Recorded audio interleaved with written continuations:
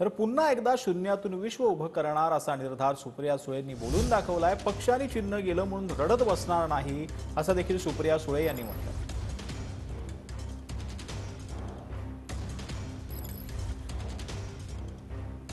कोणीतरी पक्ष आणि चिन्ह काढून घेतलंय, परत पक्ष उभा करू, प्रॉब्लेम काय आहे? हाच फक्त चिन्ह आहे ते, ठीक आहे, त्यांनी नेला। मी शरद आणि प्रतिभा पवारांची मुलगी आहे। एखादी गोष्ट कोणीतरी काढून घेतली म्हणून रडत नाही बसणार। शून्यातून विश्व उभं करीन आणि वडिलांचं नाव या देशात रोशन करेन। बेरोजगारी, हे जे तुम्ही इकॉनॉमिक्स बघताय, बेरोजगारी आहे, महागाई आहे, खूप विषय आहेत। मी कुठलाही इलेक्शन सोपं समजत नाही।